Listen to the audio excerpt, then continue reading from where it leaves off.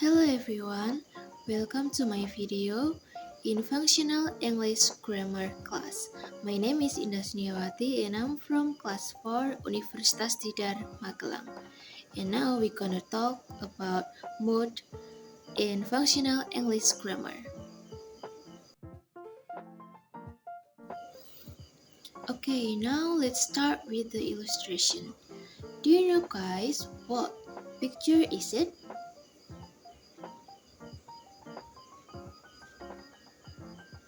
Correct. This is mood. But now we're not gonna talk about mood in feeling expression, but we're gonna talk about mood in functional English grammar.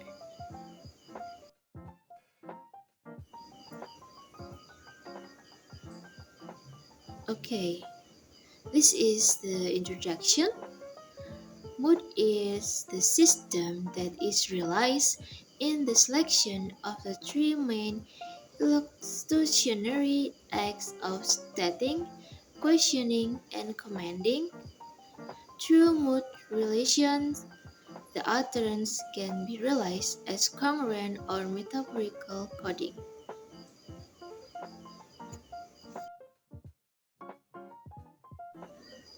Okay, in the previous slide, that was a general description about mood.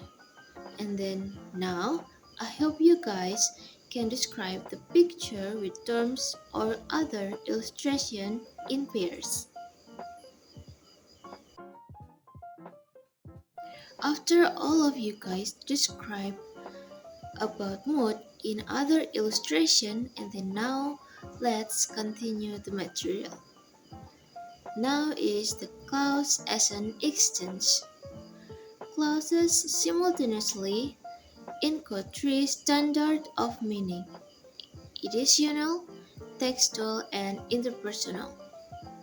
First one is additional meanings. Things and ideas are realized in the clause by option from transitivity. That is, process, participants, and circumstance. And then the second is textual meanings. Those which make language contextually and contextually relevant are realized in lexicogrammar through thematic and informative system as well as through cohesion.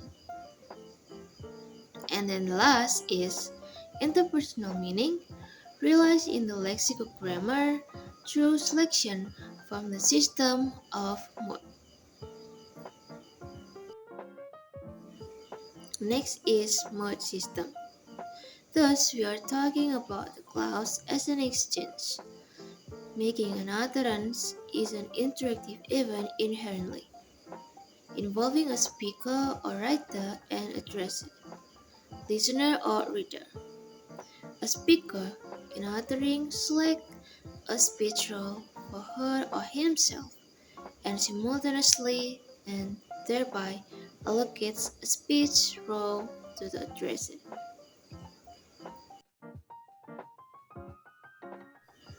Next is Halliday's discussion of exchange.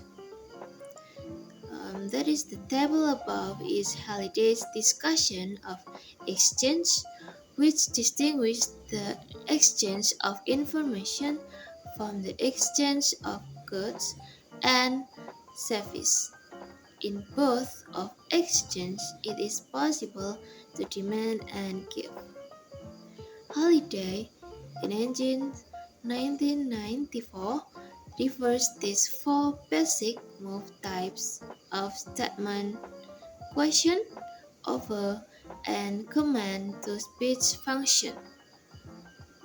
And each speech function involves both of speech role and a commodity choice.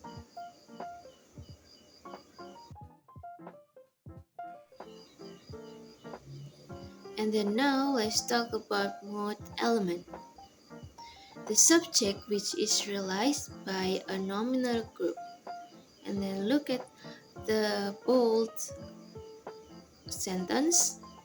Subject It can be the person, I, you, we, they, he, she, and it. And then the finite element, which is part of the verbal group. It can be verb like did or something like that.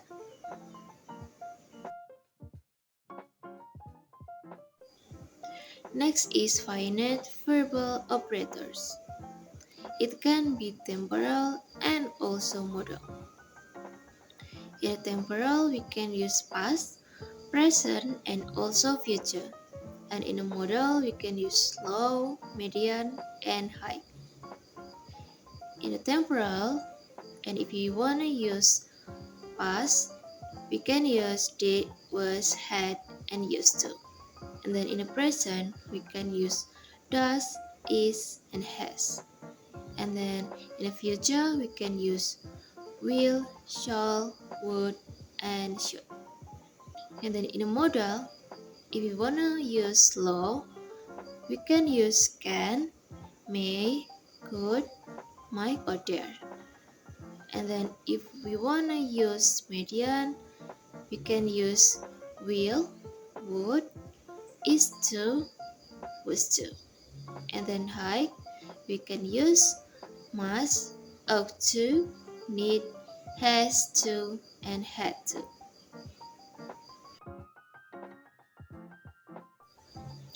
Here there is three finite element way. First is primary tenses, and then second is modality, and third is polarity. In primary tense means past, present, or future at the moment of speaking. Now is the reference point. For example, the special order came yesterday. The coming was before the time of speaking. Then second is modality. Indicates the speaker's judgment of the probabilities or the obligations involved in what he or she is saying. For example, the special order may come tomorrow. It had better. And then the last is polarity.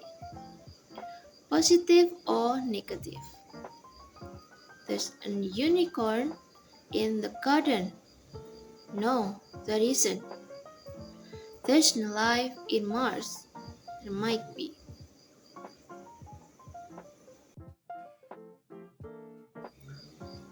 Now is the main material about mood. If we see in the slide, we can know that the structure of mood is subject and also finite. As we know that subject can consist I, you, we, they, he, and she, and also it. And then in finite, we can use verb.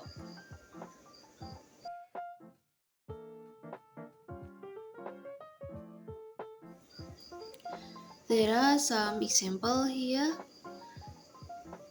about mood, of course. And first example is I saw ever unhealthy.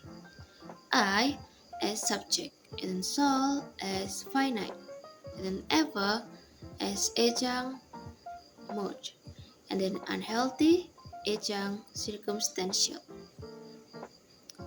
I saw is mood because the structure is subject and finite, and then ever unhealthy is residue.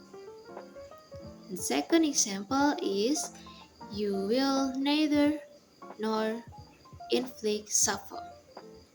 You as subject and will neither nor as finite modal negative, and inflict suffer as predicator. You will neither nor is mood because the subject is you and then the finite is will neither nor.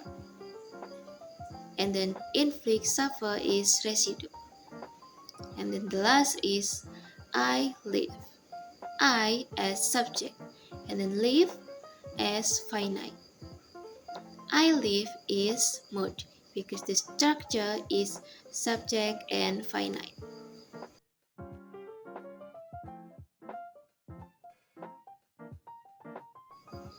Okay, now it's your time. Let's create another example of mood in group and present your work in front of the class.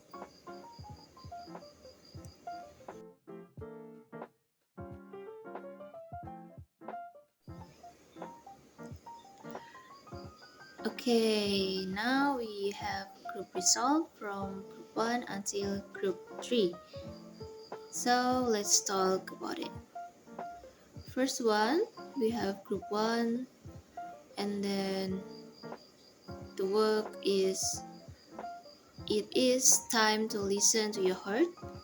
It as subject and then is as finite. And then time to listen to your heart is residue. So it is means mode because the structure is subject and finite. And then the second from group 2, we have it is important to have someone who loves you. It as subject, is as finite, and important to have someone who loves you is residue. So it is means mood. And then the last from group 3, we have it is about staying focused on your goals. It as subject and then is as finite. And then about staying focused on your goals as residue. So it is means mood.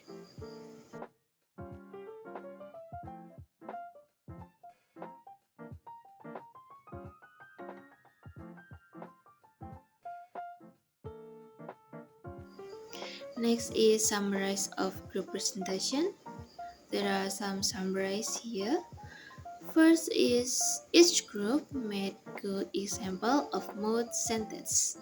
And then each group used a structure that is quite appropriate according to the material that has been presented. And then each group explained the example they made well.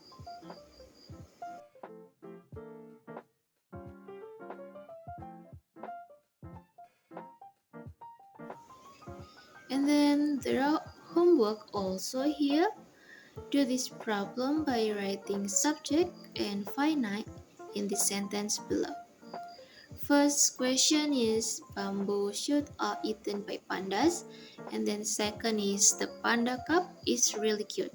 And then the third, what pandas eat is bamboo shoot. 4. There are 2 pandas in Taronga Park Zoo. And then the last is it is cold where panda lives. And then there is example how to do the homework. Panda bears eat bamboo, don't they? The subject is panda bears and then finite is do or maybe. You can see in the previous slide about the example.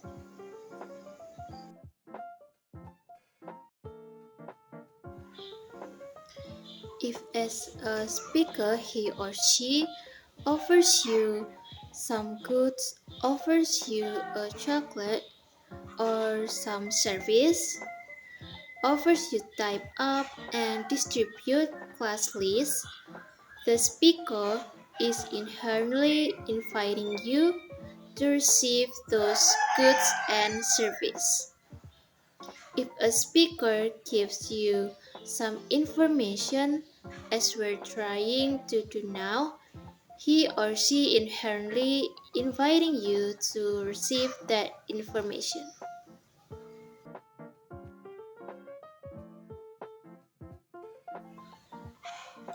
In short, mode system is the system of grammar that relate to the interpersonal metafunction of language. The interpersonal metafunction is about the social word, especially the relationship between speaker and hearer, and is concerned with clause and exchange.